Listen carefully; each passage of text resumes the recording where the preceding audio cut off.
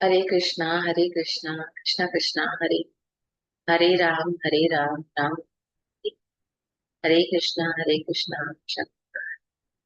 Hare Ram, Hare Krishna, Hare Ram, Hare Krishna,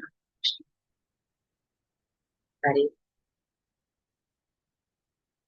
Hare Krishna, Hare Hare Ram, Hare Hare Hare Krishna, Krishna Krishna, Hare Ram, Ram Ram.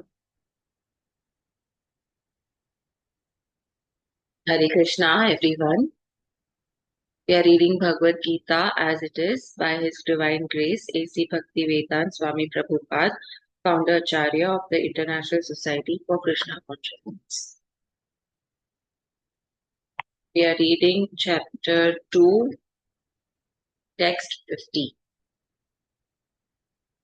A man engaged in devotional service rids himself of both good and bad reactions even in this life.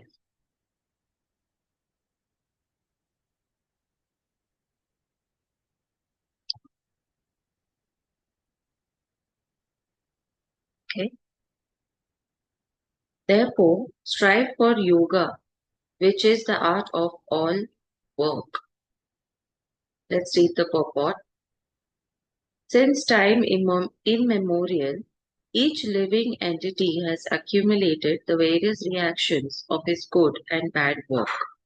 As such, he is continuously ignorant of his real constitutional position. One's ignorance can be removed by the instruction of Bhagwat Geeta.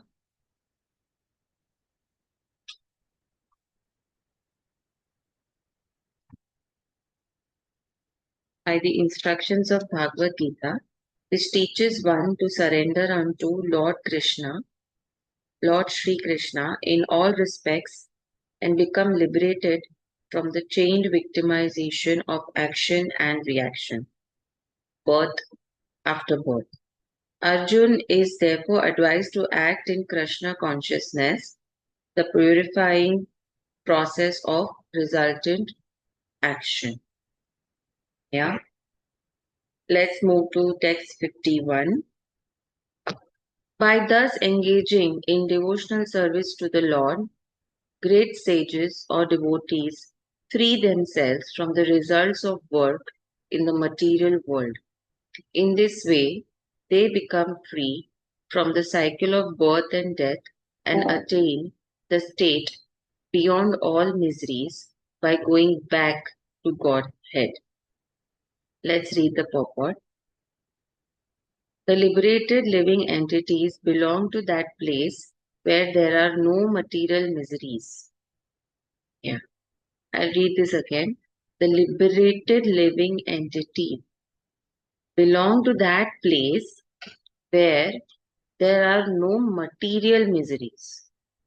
So there are miseries, but not related to material world. The Bhagavatam says, Samashrishta yapada pallava plavam mahatpadam punya yasho murare bhavam budir vatsa padam param padam padam padam yad vipadam natisham.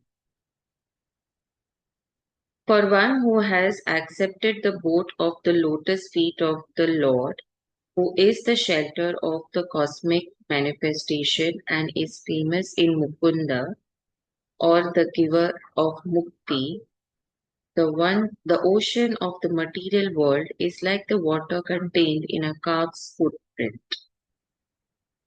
Parampadam, or the place where there are no material miseries, or Vaikunt, is his goal, not the place where there is danger in every step of life. Owing to ignorance, one does not know that this material world is a miserable place where there are dangers at every step.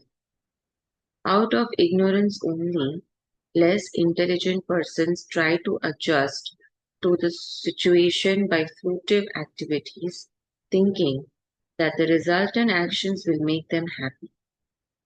They do not know that no kind of material body anywhere within the universe can give life without misery. Yeah?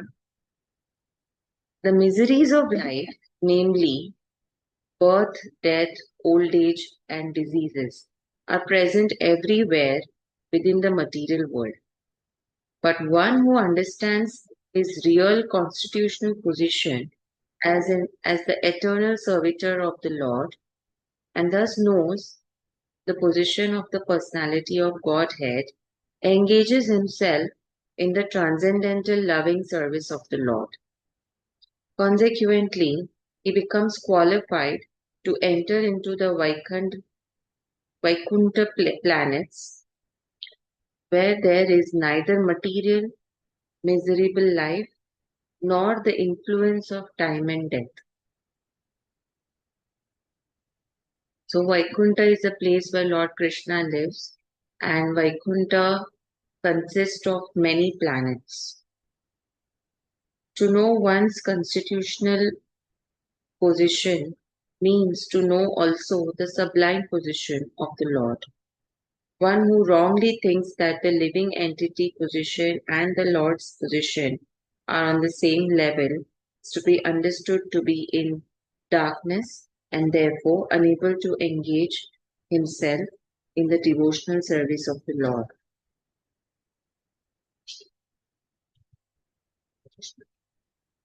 He becomes a Lord himself and thus paves the way for the repetition of birth and death. But one who, understanding that his position is to serve, transfers himself to the service of the Lord, at once becomes eligible for Vaikuntha Lok. Service for the cause of the Lord is called Karma Yoga or Buddhi Yoga, or in plain words, devotional service to the Lord.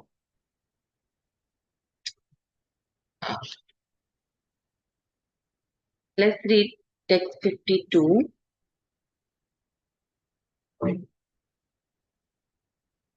When your intelligence has passed out of the dense forest of delusion, you shall become indifferent to all that has been heard and all that is to be heard. Let's read the purport. There are many good examples in the lives of the great devotees of the Lord, of those who became indifferent to the rituals of the Vedas simply by devotional service to the Lord. When a person factually understands Krishna and his relationship with Krishna, he naturally becomes completely indifferent to the rituals of fruitive activities, even though an experienced Brahman, Shri Shri Madhavendra, Madhavendra Puri, a great devotee, an acharya in the line of devotees, says, O my prayers 3 times a day, all glory to you. O bathing, I offer my obeisance unto you. O demigods, O forefathers, please excuse me for any inability to offer you my respects. Now, wherever I sit, I can remember the great descendant of the Yadu dynasty, that is Krishna, the enemy of Kans, and therefore I can free myself from all sinful bondage. I think this is sufficient for me. The Vedic rites and rituals are imperative for neophytes, comprehending all kinds of prayer 3 times a day, taking a bath early in the morning, offering respects to the forefathers, etc. But when one is fully in Krishna consciousness and is engaged in his transcendental loving service, one becomes indifferent to all these regulative principles because he has already attained perfection. If one can reach the platform of understanding by service to the Supreme Lord Krishna, he has no longer to execute different types of penances and sacrifices as recommended in revealed scriptures. And similarly, if one has not understood that the purpose of Vedas is to reach Krishna and simply engages in the rituals, etc., then he is uselessly wasting time in such engagements. Persons in Krishna consciousness transcend the limit of Shabda Brahma or the range of the Vedas and Upanishads. To beautifully explain that पूजा पाठ करके क्या मिलेगा? Puja part aspect of us and being in Krishna consciousness are two different things, and how they have beautifully explained what is more enriching or what is more beneficial for a soul to elevate to the next level. Let's read text 53. When your mind is no longer disturbed by the flowery language of the Vedas, and when it remains fixed in the trance of self-realization, then you have attained the divine consciousness. हम लोग सोचते हैं ये पूजा करेंगे वो पूजा करेंगे हमारा भला हो जाएगा. When we come out of these kind of thoughts or rituals or rites, we will start understanding the truth and the true way of living in Krishna consciousness. That is basically living in surrender. When you start living in surrender, all these activities will not hold as much importance internally. Let's read the purport. To say that one is in samadhi is to say that one has fully realized Krishna consciousness. That is, one in full samadhi has realized Brahman, Paramatma, and Bhagwan. The highest perfection of self-realization is to understand that one is eternally the servitor of Krishna and that one's only business is to discharge one's duty in Krishna consciousness. A Krishna conscious person or unflinching devotee of the Lord should not be disturbed by the flowery language of the Vedas, nor be engaged in fruitive activities for promotion to the heavenly kingdom. In Krishna consciousness, one becomes directly into communion with Krishna, and thus all directions from Krishna may be understood in that transcendental state. One is sure to achieve results by such activities and attain conclusive knowledge. One has only to carry out the orders of Krishna or his representative, the spiritual master. So nicely explained. Let's go to text 54. We have started late.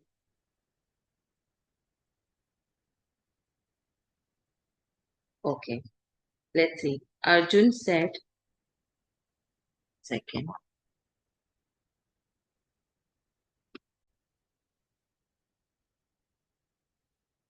Let's read text 54. Arjun said, "O Krishna." Now Arjun is telling to Krishna after listening to all this. "O Krishna, what are the symptoms of one whose consciousness is thus merged in transcendence? How does he speak? And what is his language? How does he sit? And how does he walk?"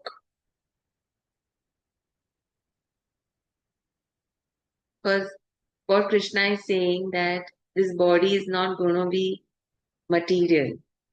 So Arjun is now thinking how people live then, how the soul is becoming. Let's read the purport. As there are symptoms of each and every man in terms of his particular situation, similarly, one who is in Krishna conscious has his particular nature, which is talking, walking, thinking, feeling, etc. As a rich man has his symptoms by which he is known as a rich man, as a diseased man has his symptoms by which he is known as a diseased, or as a learned man has his symptoms. So a man is transcendental consciousness of Krishna has specific symptoms in various dealing. So one can know his specific symptoms from Bhagwat Geeta. Most important is how the man in Krishna consciousness speaks, for speech is the most important quality of a man.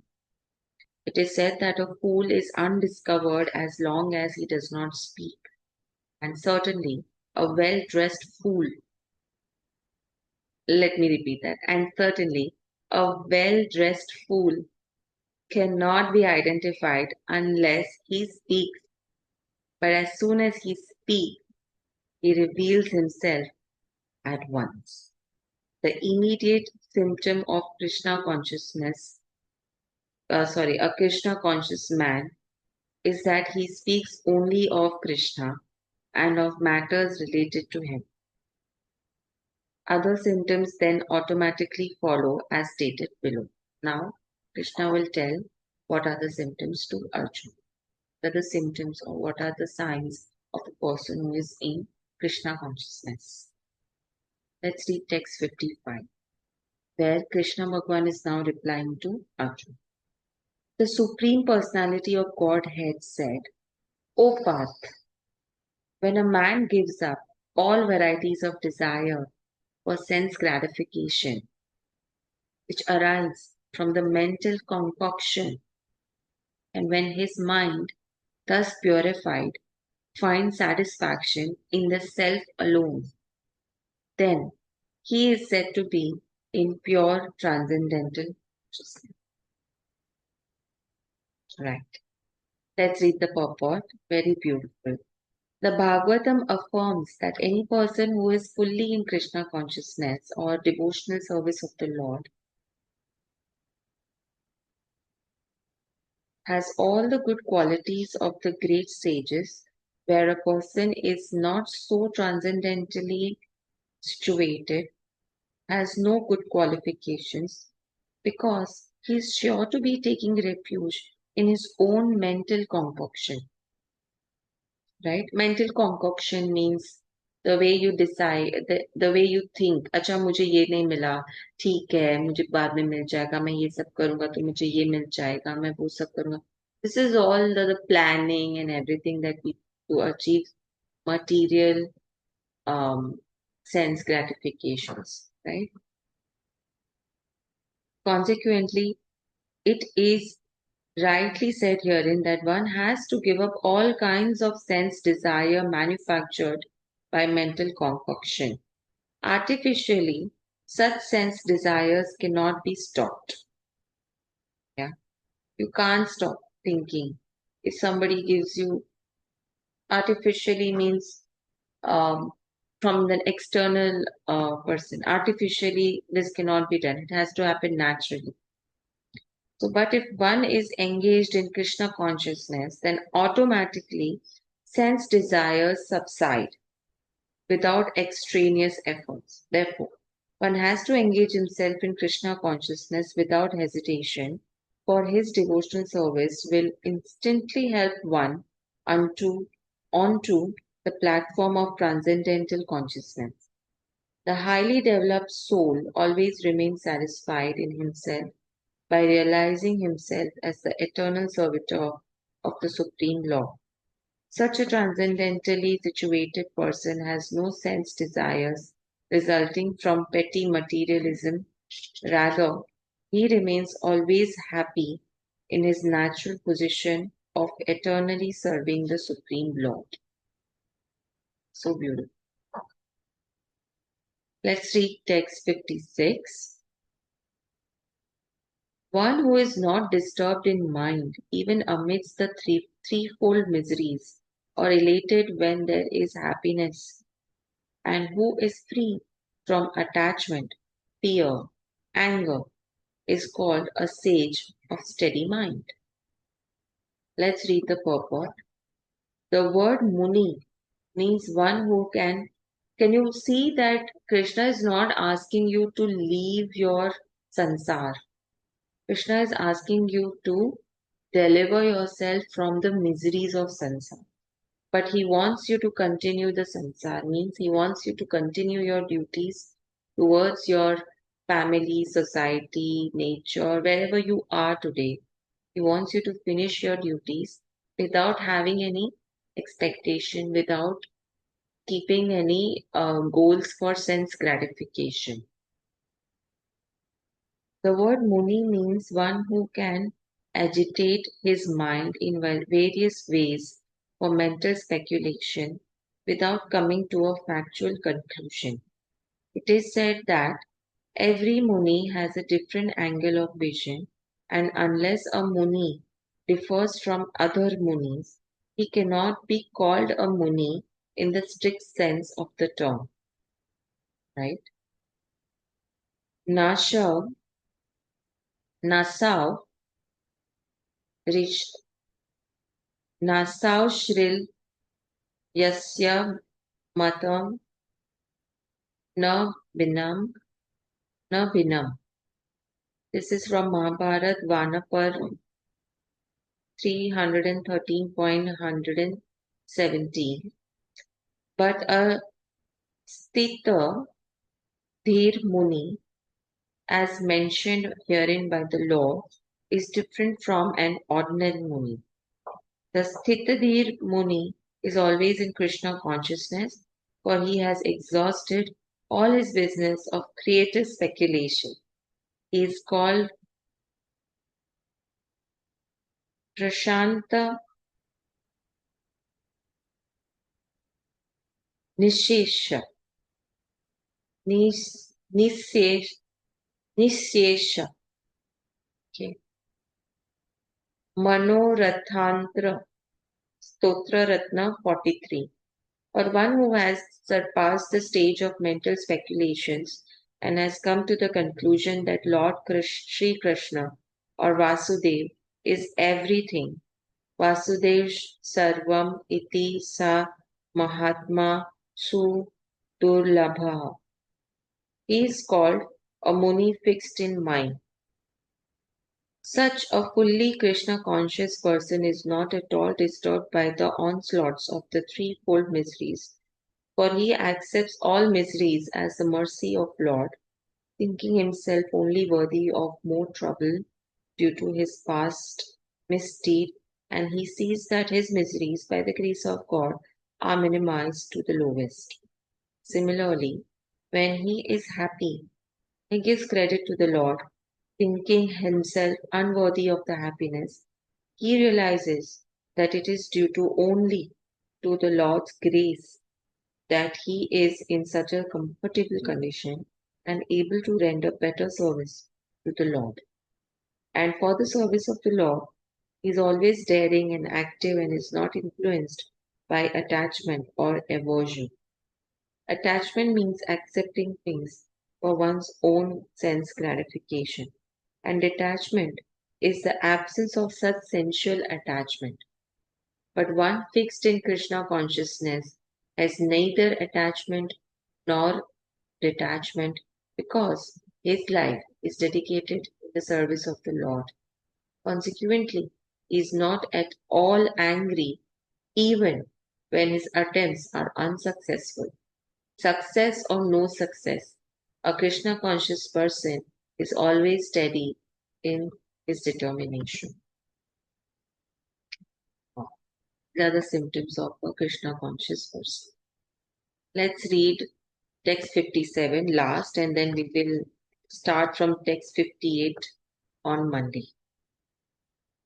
In the material world, one who is unaffected by whatever good or evil he may obtain, neither praising it nor despising it, is firmly fixed in the perfect knowledge. Okay, let's read the purport. There is always some upheaval in the material world which may be good or evil. Yes. So one who is not agitated by such material upheavals, who is unaffected by good and evil, is to be understood to be fixed in Krishna consciousness. As long as one is in the material world, there is always the possibility of good and evil because this world is full of duality. But one who is fixed in Krishna consciousness is not affected by good and evil because he is simply concerned with Krishna, who is all good absolute. Such consciousness in Krishna situates one in a perfect transcendental position called technically samadhi. Yes.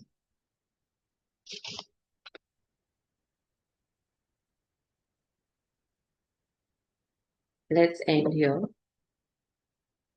Let's end with Hare Krishna Maha Mantra. Hare Krishna, Krishna Krishna, Hare Hare, Hare Ram, Ram Ram, Hare Hare. Hare Krishna, Krishna Krishna, Hare Hare, Hare Ram, Ram Ram, Hare Hare. Hare Krishna, Krishna Krishna, Hare Hare, Hare Ram, Ram Ram, Hare